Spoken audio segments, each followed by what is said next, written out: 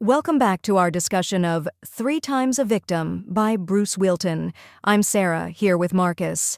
Last episode, we witnessed the devastating destruction of Bruce's life, his thriving therapy practice helping rape survivors destroyed by psychopath John F., his beloved Lynn dying of cystic fibrosis, and his spiral into homelessness by October 2004. We saw how vulnerable Bruce had become.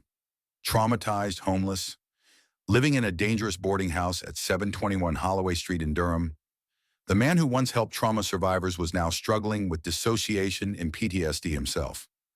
We ended with that ominous line about October 1st, 2004, the day everything would get even worse. Now, in chapters 8 and 9, we finally witness the brutal attack that sets up the central injustice of this entire book. But first, Bruce gives us crucial context about the boarding house and a conversation that would later be weaponized against him. The landlord Jimmy had asked Bruce about Dissociative Identity Disorder, DID-, the condition Bruce had specialized in treating. In an innocent example, Bruce mentioned that if he had DID, which he doesn't, he might have a child alter personality named Brucey, what his grandfather called him. This detail seems insignificant at the time, but it becomes crucial later. Bruce had no idea this conversation would be twisted into evidence against him. He's just explaining a complex psychological condition to someone who seemed curious. The setting is important too. This was an all-male boarding house in a drug-infested area. Bruce had been robbed at knife point, mugged multiple times, had to run for safety. Discarded needles littered the streets. Women only came there as prostitutes. No legitimate reason for a woman to visit alone. On October 1st, Bruce was expecting a black friend to visit. His door was open so she'd know which room was his. Then he heard those words, "Where's Bruce?" The cocktail party phenomenon. Hearing your name cuts through everything else. Without thinking, he stepped into the hallway and said, "I'm Bruce." A white woman stood on the stairs. Not who he was expecting. Time froze for a second as he registered his confusion. Then she charged at him with ferocious determination. What follows is absolutely brutal. She bursts past him into his room, slams the door, locks them both inside, and immediately starts punching him in the face. His glasses fly off. Blood starts pouring from his nose and across his face. She's shouting, "Why do you keep calling me?" And Bruce responds with genuine shock. "Who are you?" He has no idea who this person is or why she's attacking him. The violence is relentless and unprovoked. Here's what's crucial. Bruce doesn't fight back. Despite being brutally attacked, his instincts about not hitting women override even his need for self-defense. She doesn't have a scratch on her while his blood is everywhere. The attack lasts maybe 60 seconds. Bruce manages to unlock the door she'd locked and tries to get her out of his room. As he's pulling her toward the door, he touches the door frame for balance, leaving a bloody thumbprint with his right thumb. When she tries to push back into the room, Bruce finally makes one defensive move, pushing her away so he can close the door.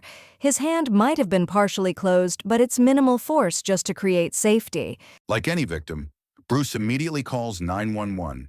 He's bleeding profusely from cuts all over his face. Witnesses see the aftermath.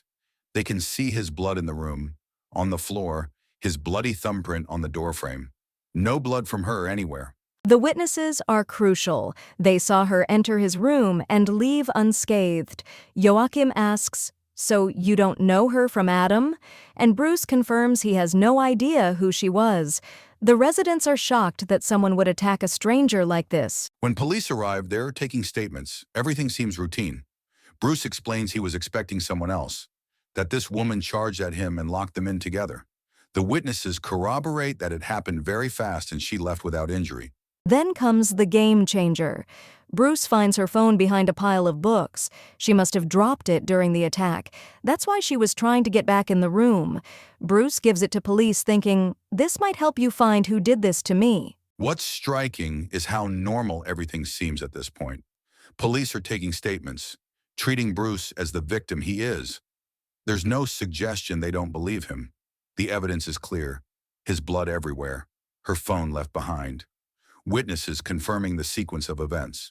But there's something ominous, Bruce mentions. The police never took photographs of him or the crime scene. The paramedics treated his cuts before any evidence was documented. This seems like a crucial oversight. Bruce is confused about how she was able to slice his face so severely. The cuts were like shaving cuts but deeper. He wonders if she had rings or some object, but he was in shock and couldn't process everything happening. The chapter ends with that chilling line. The story is about to get much stranger, though.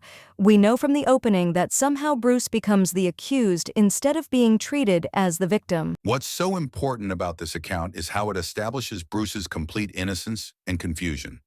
This isn't someone who knows why he's being attacked or who his attacker is. His genuine shock and his immediate call to 911 are the responses of a true victim. The conversation about DID becomes sinister in hindsight. Jimmy asking about multiple personalities, Bruce innocently mentioning Brucey as an example. This was clearly being set up as part of a false narrative. Think about the calculated nature of this attack. Anna knew exactly who to ask for, charged at him with determination, and locked them in together. But she also knew she wouldn't be seriously hurt because Bruce's character was already established in this community. A woman doesn't go alone to a dangerous boarding house full of strangers unless she knows she'll be safe. Anna somehow knew Bruce wouldn't seriously hurt her, even in self-defense. This suggests the attack was planned, not random. The evidence should have been overwhelming in Bruce's favor. His blood everywhere, her phone left behind, witnesses seeing her leave uninjured, his immediate 911 call. How does someone go from being this clear a victim to being accused? We're about to find out how truth can become irrelevant when someone decides to lie. Bruce learned with John F. that the truth doesn't matter, only what you can prove. Now he's about to experience an even more devastating version of that reality. Next time, we'll see how this brutal attack gets twisted into an accusation against the very person who was victimized. Knowing Bruce's character, his vows never to hurt anyone, his work helping trauma survivors, makes what's coming even more incomprehensible.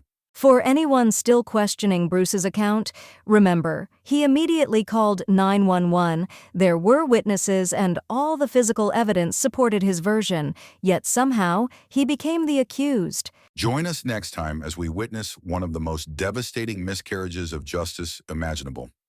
How does a bleeding victim become a suspect in his own attack? This has been Sarah and Marcus discussing 3 times a victim.